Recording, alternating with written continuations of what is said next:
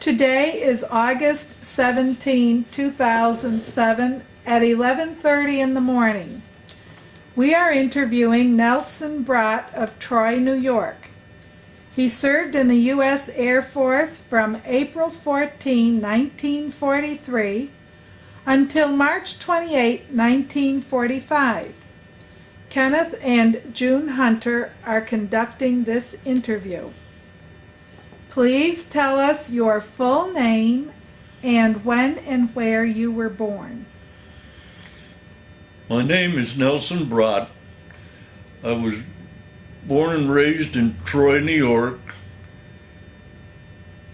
and I lived in Troy all my life. I was drafted in the Army in April 1943, and I served my basic training in Miami Beach, Florida. After my basic training was up, I went to Scottsfield Radio School, Scottsfield, Illinois. Then from Scottsfield, I went to Harlingen, Texas, in the gunnery school, and I was a gunner on a B-24 bomber. I served in Europe in the 8th Air Force. I served there, and I only did 6 missions. On the 6th mission, I was forced to bail out. We were at an altitude of 20,000 feet. 4 miles up, and that's when our bomber became it became disabled. We had a windmilling propeller, flyaway propeller, and it broke the RPM gauge. It was flyaway propeller, and it was ready to come off. And that's when we were told our parachutes were on the floor because we couldn't fit in the turret with a parachute on. So my engineer came over and tapped me on the knee and just motioned like that.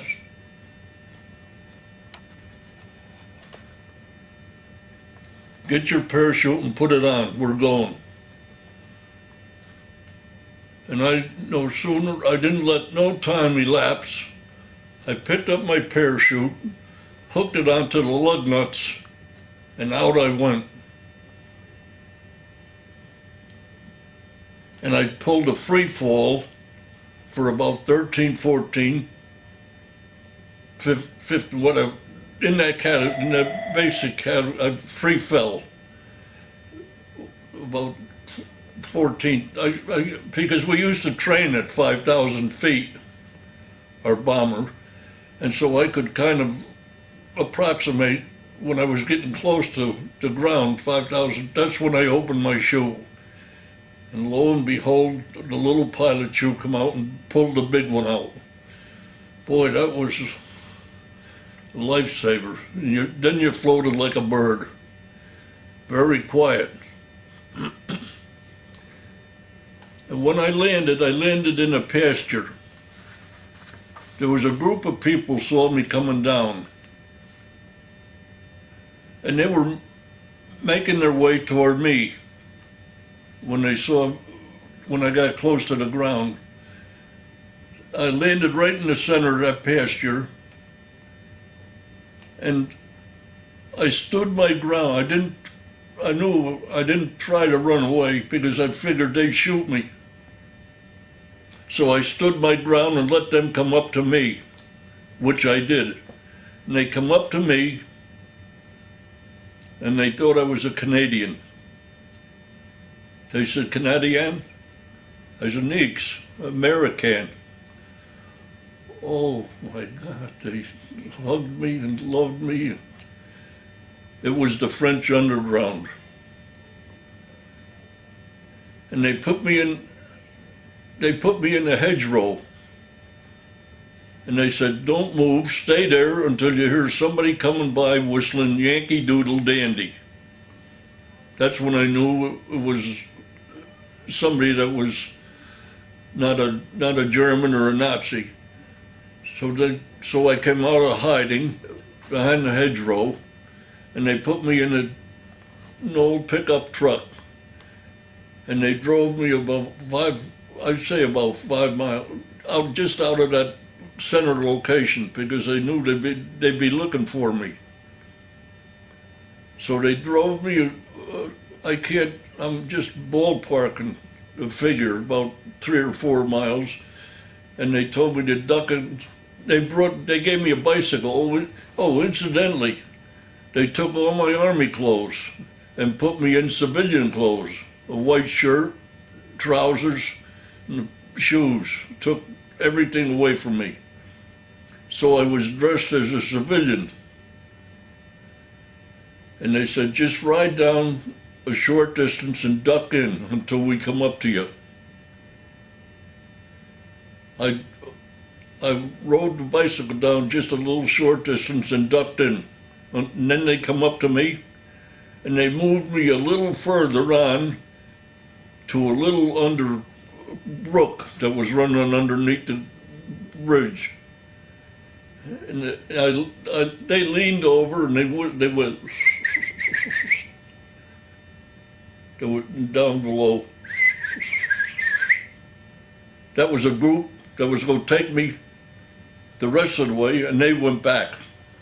So it was 2 certain groups and finally that group that come out from under the bridge there, they took me to a wooden shack, and that's where I stayed for 6 weeks, the middle of September, until the 3rd Army come through. General Patton, 3rd Army.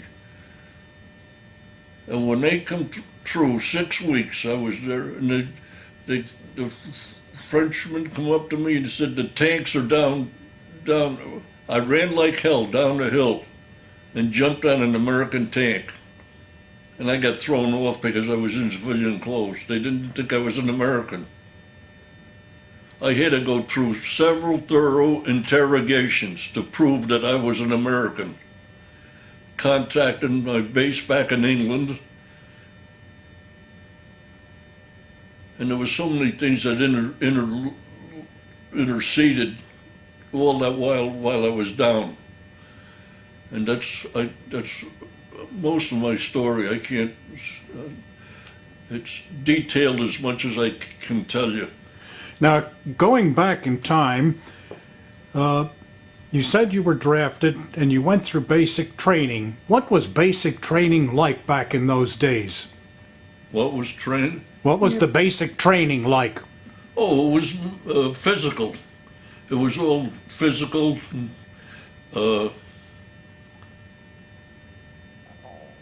Weapons training, marching? Marching and physical, or gym, I call it gym, phys ed. A lot of running. A lot yeah, of a lot of running and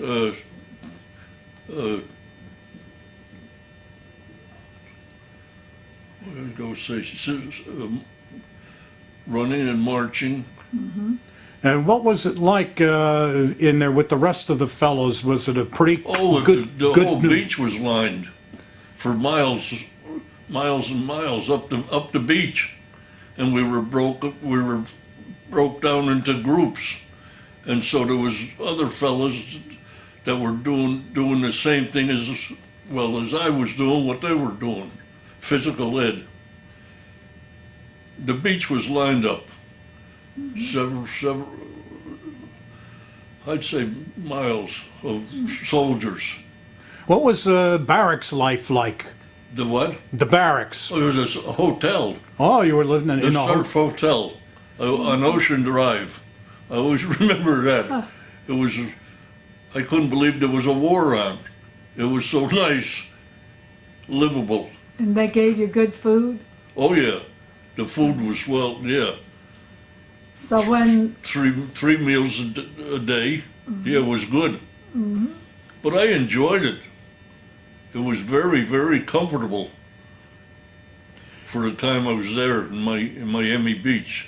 Then how did you, from basic training, how did you get into the Air Corps? Did you take any special kinds of testing to see what they would have you do to become a gunner?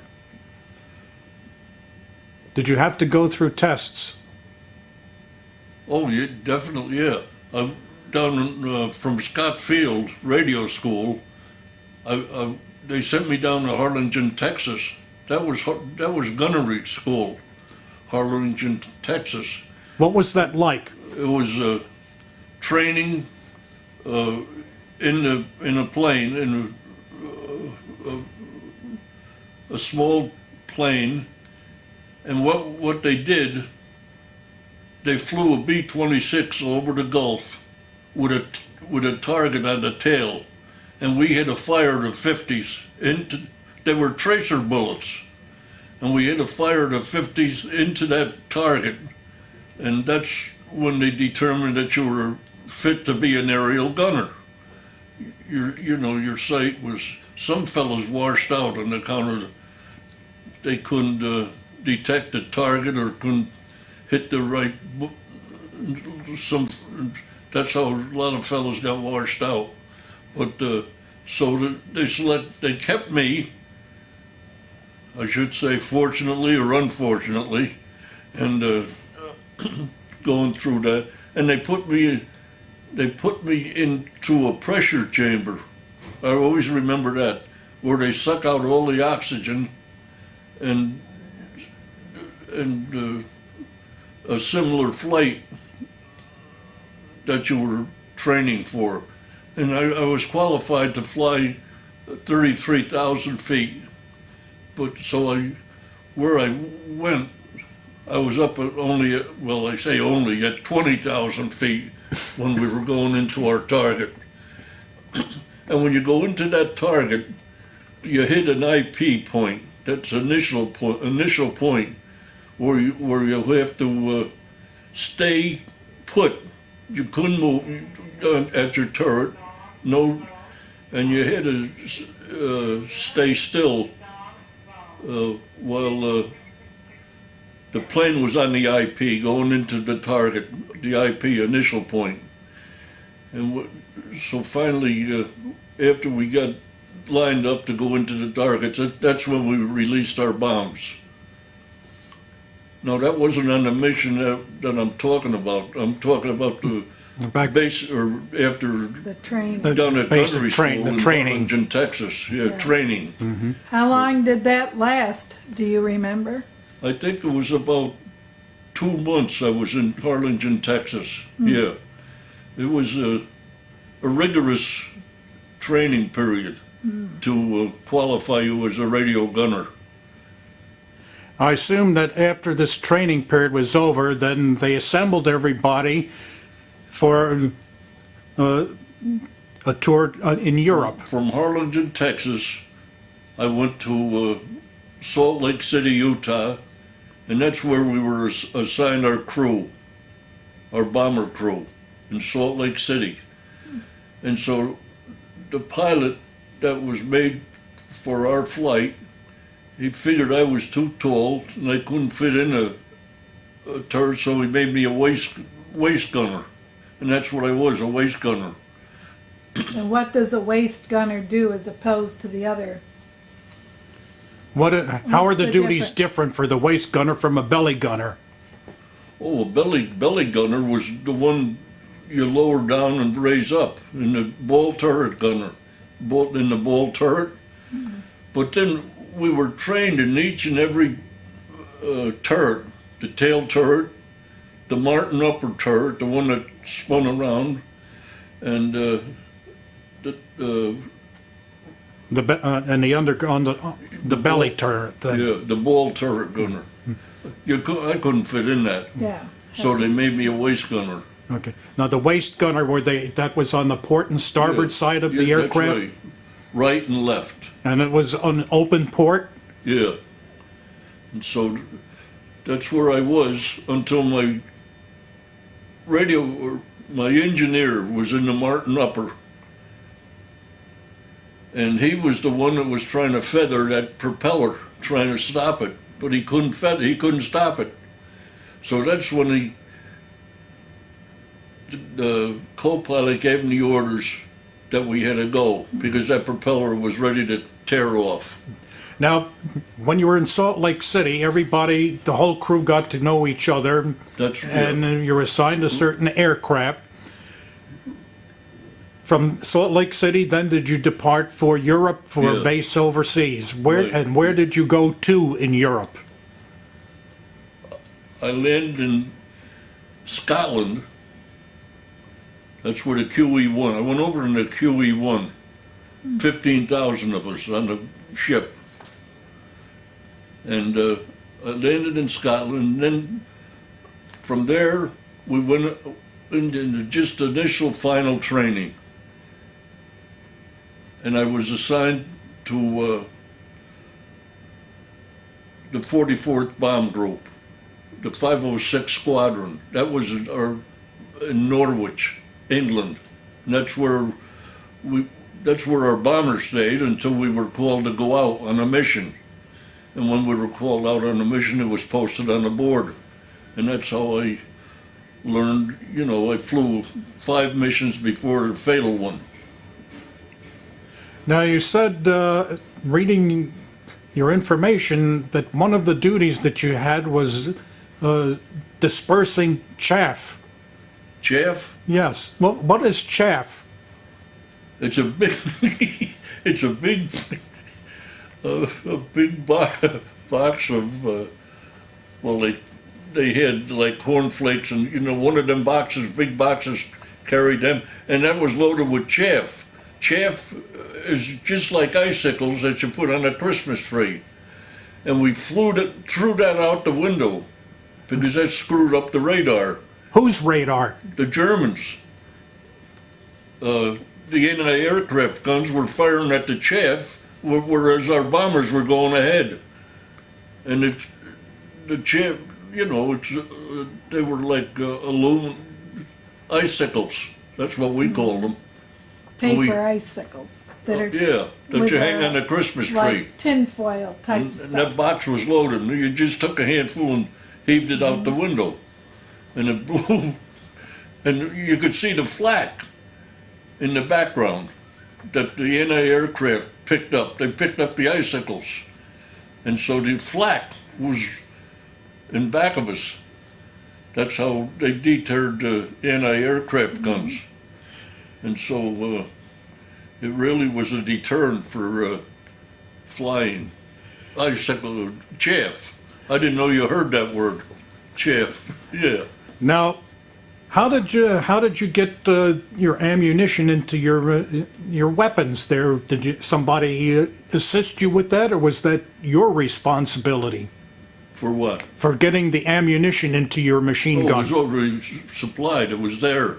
Okay, Yeah. But as you were firing, when you emptied the box or the belt that you had, did you put the other one? Yeah. Kept reloading it. Reloading, yeah. But of course, I didn't have much occasion to fire because I didn't come in contact with any enemy aircraft, so I didn't have hardly any. Well, in fact, I didn't fire the twin 50s. The belt. I didn't go from one to the other. Mm-hmm. I didn't even empty out the first one because there was no enemy aircraft in our sight. Mm-hmm. Now, when all of you had to bail out of the airplane, what happened to the other people on the plane? You said they all survived? There was 10 of us, as you know, in our crew. Mm-hmm. And when I bailed out, when I opened my chute, I didn't know, we all drifted away. And my radio operator or my tail gunner, he was in the tail position, and he was scared to jump. So he had to tie the static cord to his parachute. And so initially when he jumped out, his parachute opened up right away. Oh, incidentally, my engineer walking through the bomb bay, putting on his parachute, got caught on a lug nut, and it opened in the bomber. Oh. And he had it grabbed up like a bed sheet and hold it under his arms. And that's the way he went out. But the radio operator initially, when his parachute opened so quick, he floated so long he got caught. That was the only one. And the other 9 of us, we survived. Now, when he was caught, had he survived as being held captive? Yeah. He did. He was a POW. Yes, and he survived his years in He POW did, and just camp. recently, I think it was in the early part of this year, it was when he passed away. Mm-hmm. Yeah, my radio op. He was the one who was scared. So you've sort of kept in touch with these people through the years? I just got a card from my co-pilot's wife in Tempe, Arizona. She's 85 years old, the same age as I am. And we keep in contact. She's my engineer out in Wisconsin, I got his phone number and we talk occasionally, not continually, every once in a while. And we relate different things that I forgot and he forgot that brings back memories. My engineer, he's in Wisconsin. Where in and Wisconsin my co-pilot's wife is in Tempe, Arizona. Tempe. So my pilot and co-pilot, and I'm trying to think, my tail gunner, they're dead. They passed away. So there's only myself, my engineer in Wisconsin, and I got a ball turret gunner in Warwick, Rhode Island. He's alive yet. So have you ever gotten together in person for reunions? Never. Never. Never. You haven't seen any of them since? We never got united all together because we were all from different parts of the country, and we couldn't get united to travel at the same time and meet at the same time. The rest of our crew. Now, but the French resistance that helped you and protected you, how did they treat you? Did they feed you? Did you have to go on any missions with the French resistance, or did they keep you hidden? They weren't arrogant. They were not arrogant at all. They were very, very close, very friendly, and they brought me food. And I remember August 19th. I never forget this day, because in the middle of the night, I had to hold on to a bamboo stick.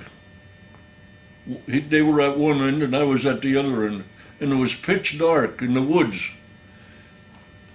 And he led me to a small pond, which they made available to walk into it, not go over, just up to our waist. And I always remember it was soggy, the pond, but that was to hold on to a net, and we went across that pond to get all the carp, the fish. So that's how they survived. They treated me beautiful. I never had such good treatment. They were very, very close and nice, the French. And where do you remember near what town or cities you were in France? Where I was? Yeah. In Orbe, France. Mount Mort. I think it was approximately 100 miles north of, or east of Paris. I was quite a distance from Paris. And that's all I remember. Did you ever go back to visit it? No, I never did. My engineer did. He went back to the location where he was. He was in, of course, a different location. He always remembers, he tells me in his story, he wrote a story, that when the French collared him, they put him like in a drain hole and hid him down there for just a short period of time. And after they felt it was safe, he come out of the hole, and he lived in that house in the back of the kitchen. He always remembers that, and that's where he stayed.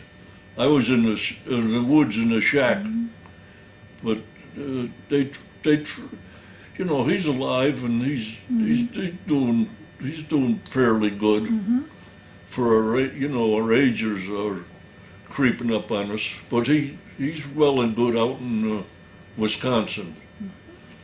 And my co-pilot's wife, we keep in contact with telephone calls. Up until a few years ago, each one of us got a Christmas card. And we stayed together as much as we could.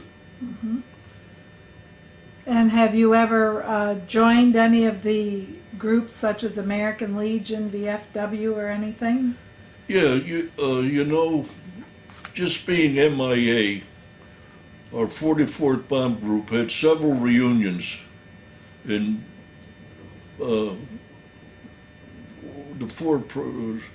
where's that, South Dakota, where the 4 presidents are on the wall. And so we had several reunions, and we met together. In the Mount Rushmore area? No. That's the mountain where the presidents. Yeah, yeah. That's Mount Rushmore. Rapid City. Rapid City is near there. Rapid yes. City. I always marveled at that, because Very I always flat. you see it in National Geographic, and you can't believe that it's there until you actually see it on that wall. Boy, that's like memorized. Yeah. Mesmerized, or is that the word? Yes. So we had several. We met, not our crew, the 44th Bomb Group. Right. Now, you said that you were glad to see the American tanks come, General Patton's tanks, and you ran out to get onto a tank, and how did they treat you on the tank there? They must have been suspicious of you, being maybe that you were a German. They were very suspicious, because I forget what the commissioned officer he was, but he threw me off, made me get off the tank, and I had to go through interrogations. What did they ask you? Do you remember any of the questions, or how they? What kind of questions, or what did they do during interrogation? Over in England, what was you a member of? The 44th Bomb Group. What was your squadron? The 506th Squadron. And so that's how I had to go through several interrogations on account I was in civilian clothes. And therefore, in this kind of interrogation, I assume you gave much more information, since you were trying to prove you were an American. Yeah. Where if you'd been a prisoner of war, to talk to someone in a foreign country that was your enemy, you wouldn't have answered all those questions. Yeah, I have to relay back to that. General Leon Johnson was our commander in the 44th Bomb Group. And we had a reunion of our 44th Bomb Group for the POWs.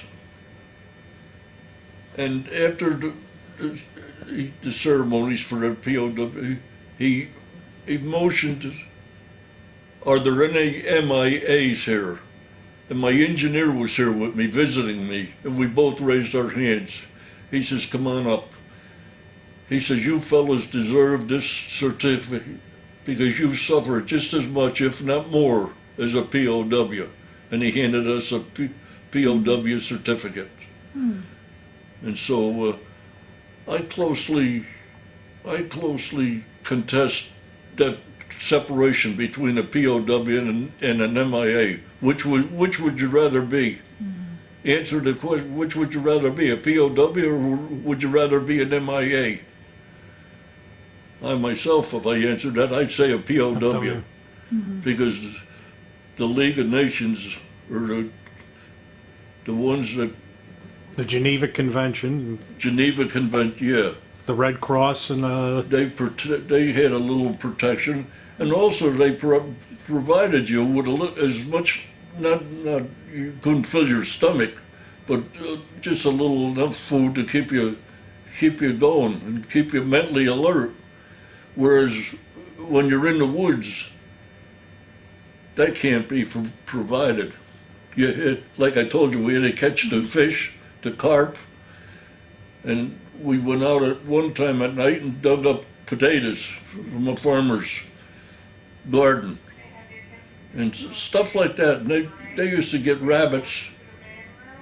I don't know how they got trapped or.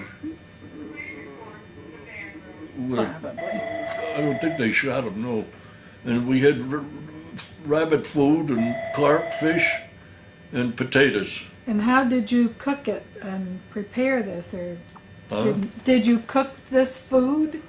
And how did No. you prepare it? You ate it raw? They just brought it. oh, they cooked it for They you. cooked it and brought Okay. it in. Yeah. All right. We were afraid of the smoke if we ever started. No, we didn't cook They- nothing. They worked with you on that. Yeah.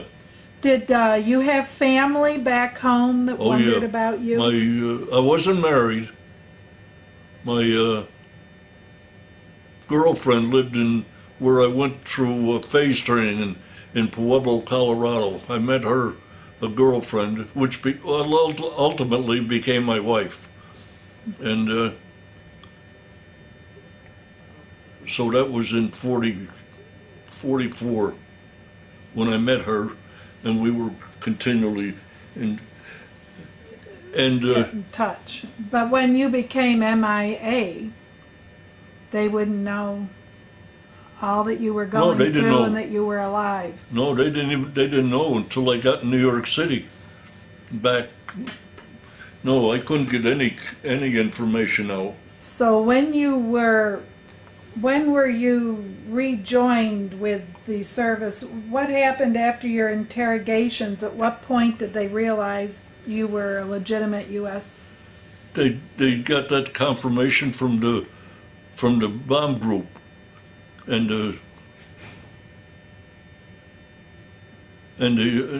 where I was stationed over in England, in Norwich, England. They contacted and they got the official information that I was an American. They verified your status. Verified, yeah.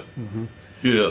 Did they hold you in a special place No. during the interrogation? The French did. The French did. Took care of They it. made us, because every once in a while our emotions would be thinking about walking out and going over the Pyrenees into Switzerland. But no, they wouldn't let us. They told us to stay put, which I'm thankful for, Yeah. because I would never know how to get over the Pyrenees. And so they made us stay, not to move out. So they made us comfortable, So then, as much as I can remember. right. So then when they I when can't- you, what happened right after you were proven you were an American? Then what happened? Where did you go? Or I went back to Paris, and they put me on a C-47 and flew me over the English Channel back into England, and joined up there with my group, where I was stationed. That's Okay. how I got back out of France into England. and then what did you do there? In England. Well, you know, they didn't hold me. They got me out of there as fast as they could because they were afraid of loose talk.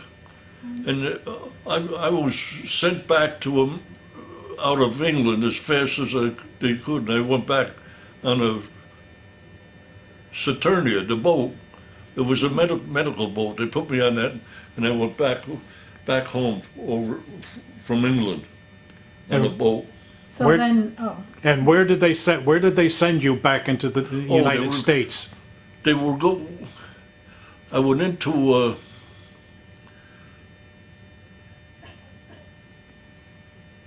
the Ambassador Hotel in Atlantic City. I'm trying to think of the word, a reorganization group, and they wanted to put me on a B-29 and send me over to the Pacific. No way. I'm not flying anymore. He said, well, Sarge, the only thing we can do is just put you in the hospital. I said, I don't care, put me in the hospital. So they cut my orders for Fort Sill, Oklahoma, a new hospital. And while I was in the Ambassador Hotel, a fellow was coming down the stairs and I eavesdropped. And he said he'd just come back.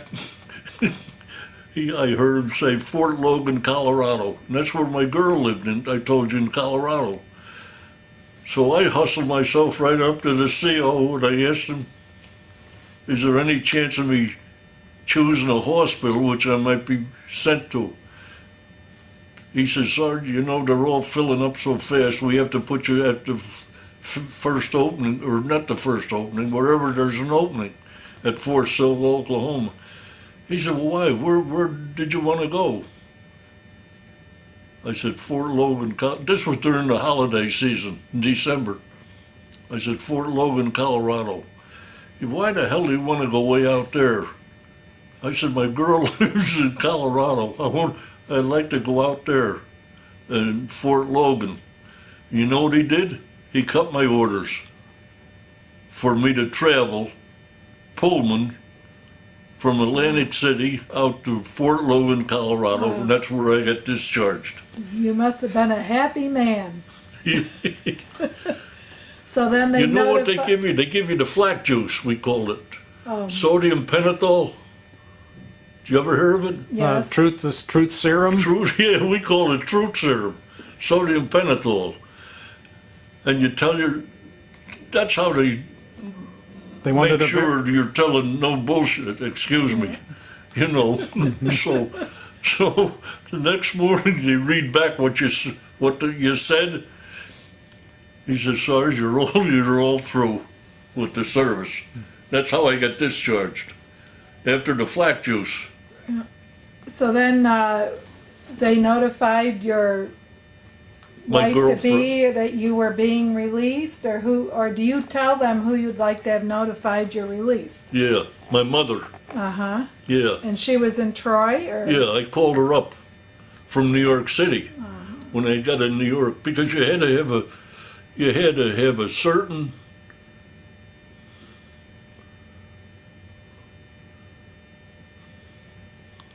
certain pass, I think you call it, to make a phone call. Mm-hmm. And that's how I contacted my mother. Did she know before your phone call that you were still alive? No, She must have been very No. thrilled and happy. no. She Yeah, got no the word. telegram August 19th. Uh-huh. that you had been That missing just- in action. August 19th. I got the telegram in my Belongings. Yeah, or Personal Belongings. possessions. the original telegram that she was sent to Western Union. That that you I were was missing missing. in action. She didn't know whether I was dead or alive. Right. It was I can't imagine what a feeling they must get when they get that telegram. Oh, yeah. Now, I assume that when you bailed out, you were suffered injury. Did you get any injuries from bailing out of the aircraft? You know, luckily, I have to say this. I grabbed a hold of those shroud lines just before, and I flexed my legs to feel the thud of them hitting the ground. And I didn't get injured. I didn't get nothing. My memory always goes back to how come I just landed where I did? How come I didn't land in a tree? How come I didn't land on a roof? Or how come I didn't land in water? All them things reflect back to me. Why? Why was I so lucky to land in that pasture, that cow pasture? So the memories reflect. And how has that influenced your life and some of the decisions you've made in your life? Thinking back to that and wondering why? Well, I've been asked like just to be interviewed or give a talk like you're doing right now. And I just said it when I got out of the car. I don't mean to brag. I don't want to brag. I said, because there were 16 million of us other than me. And they suffered just as much. Some of them suffered worse. The only thing worse when they were killed. So I always gave it, I never tried to brag that what I did, because there was so many others that did much more than what I did. And that's the way I give it. Because I was wondering if you feel that you, for some reason, you had some purpose on Earth, or it was just luck, or if that sort of thing rides in your mind. Yeah. Am I doing the right thing because I was saved? Yeah. What did you, then once you were released, you said you married the woman that you had met, and then where did you move to live, and what kind of work did you do after you got out of the service? When I graduated from high school, I got a job in a foundry. Hard work. If you know what a foundry is. So that was I graduated in 1940. 41 was Pearl Harbor. And that year, my boss said to me, Nelson, do you want to stay, or because you're working in a defense factory, we can get you a deferment. I said, I don't want one, I want to go. Because I didn't like the found. It was hard work. I didn't like it. So that's how I got drafted.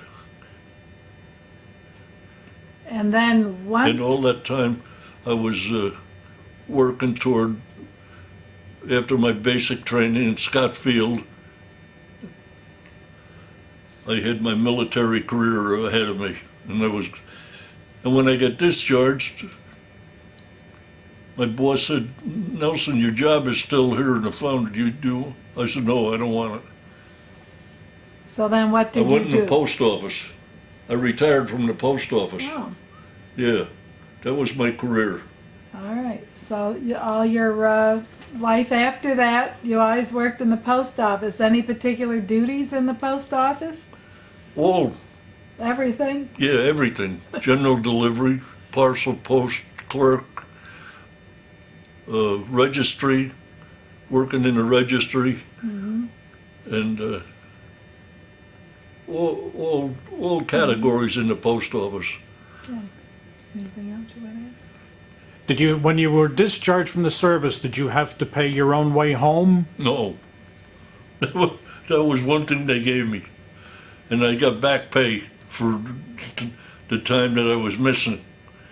I didn't have to pay nothing, no. They sent me home by it was all Pullman trains, yeah.